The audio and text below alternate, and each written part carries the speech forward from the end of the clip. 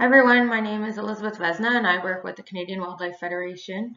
This year I'm going to discuss a new program that we recently launched in 2022, the Canned Fish Gear Lending Program. Before I dive into the program, I wanted to give a little bit of context, given we have folks watching from both sides of the border. The two most significant fixed gear fisheries in Canada that are impacted by the North Atlantic right whale mitigation measures are lobster and snow crab, which together account for over $1.3 billion in landed value and consist of nearly 13,000 license holders maritimes wide. These fisheries, of course, are a significant economic contributor in Atlantic Canada, supporting many coastal communities, including fish harvesters and their crews, buyers, processors, restaurants, tourism, and more. To date, by far the most impacted fishery has been the southern Gulf of St. Lawrence snow crab fishery. This map shows the average snow crab effort in May, averaged over the years 2015 to 2017. So of course this does not represent the entire fishing season, but I did want to show this map to give an idea of how widespread the fishing effort is in the southern Gulf. Now this map shows the closures that have been implemented to protect right whales from 2018 up until September of 2022 during the closure period, which runs from April to November. Initially, there were static closures that were later swapped out for seasonal closures, both represented here by the gray boxes, and the red boxes signify dynamic closures that are implemented only once right whales are seen in the area. So as you can see, all of these closures take up very large parts of the southern Gulf, right where the majority of that fishing effort takes place, and has huge impacts on the industry. The only solution that is currently available to fish harvesters that would allow them back into those closed areas is ropeless or on-demand fishing gear. There, however, still remains obstacles to on-demand fishing. As the devices are still very new in their development, they're very expensive and it requires a lot of upfront investment to purchase a system and multiple units. Accessing these systems is also a challenge. They're being built quite slowly. It can sometimes take months to acquire them. Not to mention most of the units are built outside of Canada, so we then have to get them into the country. Licensing to use the gear in closed areas is a barrier, as it can take months to acquire a scientific fishing permit, and the application is often long and challenging for those who are not accustomed to it. And finally, inexperience with the technology and the gear itself is an obstacle to overcome. Currently, there are several systems on the market that can be used for on-demand fishing, but some level of awareness and knowledge is required to know which systems are reliable and may work best for a particular fishery. Some systems are still in the development stages and can't confidently be used under certain fishing conditions. Once a system is chosen, the gear must then be obtained and the harvester must learn how to use it. All of this compounded by the fact that when harvesters determine that they do need to use this gear because they have no other option, it's often in the middle of their relatively short fishing season, which also limits the time they have to make all of these things happen. So in these early stages of the adoption of on-demand fishing, it's really important that the fishery be supported in choosing and acquiring the gear, being trained on how to use it, and coordinating with other harvesters in the area due to the current limitations of gear location marking systems. Fortunately, we at CWF are well equipped to help with many of these obstacles because of our experience with on-demand fishing gear. As many of you know, we've been conducting gear trials since 2019 at sea with fish harvester partners to determine their suitability for fisheries. To date, we've trialed 7 acoustic systems in nearly 600 deployments. We're in regular communication with the developers, and we've also been leading a working group of colleagues who are also conducting gear trials to share experiences, compare protocols, and collaborate on evaluation methods. In late 2021, we were successful in obtaining funding from DFO's Whale Safe Gear Adoption Fund to launch the Canned Fish Gear Lending Program. With the continued implementation of fisheries closures as well as incoming regulations requiring weak breaking strength gear modifications for fixed gear fisheries, we designed this program to allow the trial and possible adoption of both on-demand gear and gear modifications. This presentation will focus on the on-demand gear side of it, and my colleague Brill will discuss the gear modification work at the Right Whale Consortium later this week. Through the Canned Fish Gear Lending Program, we offer on-demand gear systems to those impacted by fisheries closures, along with the resources that they need to successfully fish with them. In order to give an appropriate recommendation, we first survey the fish harvester about their fishery, their gear, to get an idea of what might work best for them. We then work with DFO to place the harvester on our scientific fishing license and then deliver the gear to the harvester and train them on their vessel in operation of the gear, as well as on data collection to record how the gear is functioning.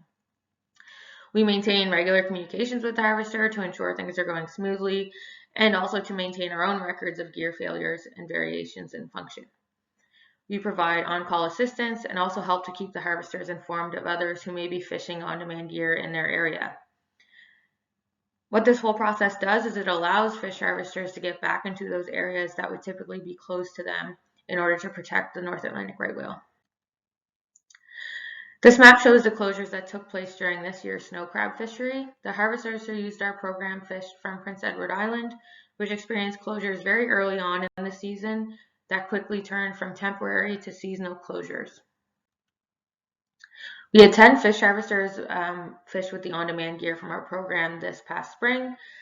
Others were interested as well, but due to limitations in our inventory, unfortunately, we were not able to accommodate everyone. More than 500 traps were fished, which represents more than 500 buoy lines removed from the entire fishing area. Other fisheries associations were also interested in the program and had us on standby, but did not need to use us in the end because they did not have closures impact their fishing seasons. I want to highlight some of the license conditions that harvesters using the program to fish in closed areas were required to adhere to. Initially, they were permitted to fish trawls of up to 10 traps, but this condition later changed to 15 at the request of the harvesters. The traps fished were existing effort, no additional traps were allocated.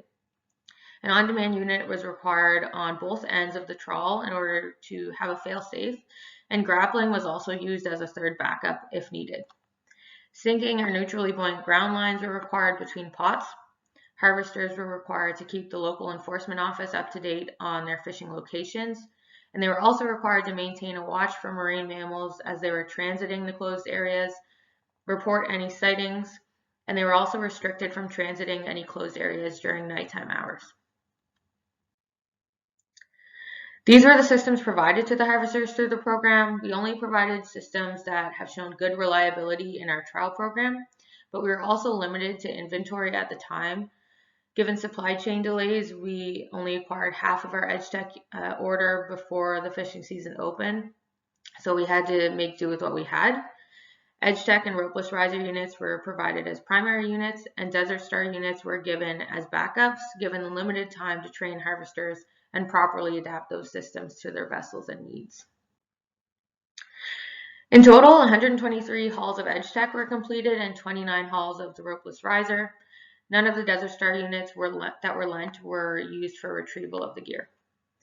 In total, just over 370,000 pounds of crab was caught. Each system experienced 3 failures. All EdgeTech failures were deemed operational, meaning it was something the harvester did to cause the failure and not the system itself. One of the ropeless riser failures was due to a faulty valve that was replaced, and the 2 other were operational failures as well.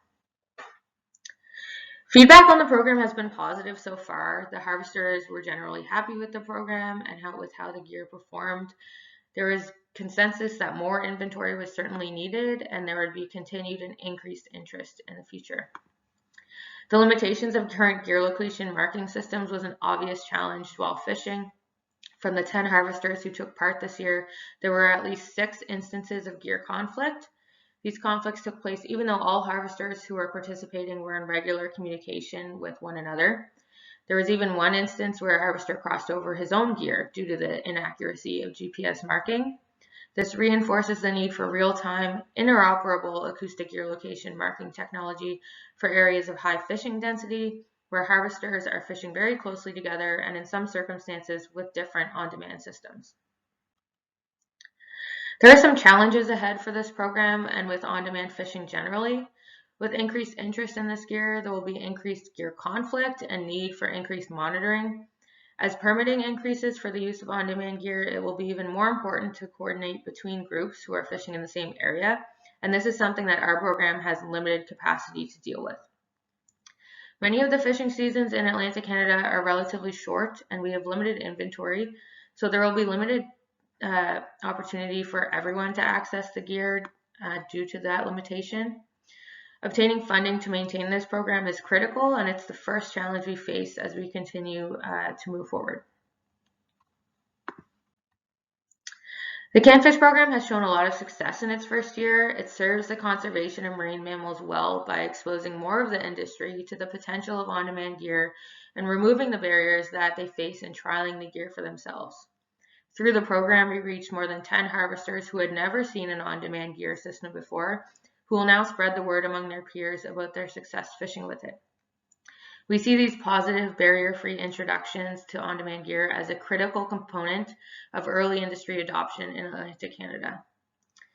Now that we have built an inventory of gear that has expanded over the course of the past year, we'd like to see it continue to be used.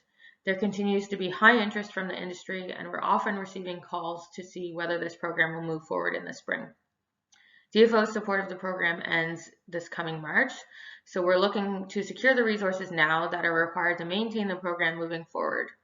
We've seen tremendous value in the program and would really like to see it continue, so we're working hard to make that happen. Thank you for listening, and thank you to those supporting this program, namely the Whale Safe Gear Adoption Fund. I'd also like to thank the harvesters who put the program to good use, and give a big shout out to our amazing Canfish team who have been instrumental in making this program a success in the first year.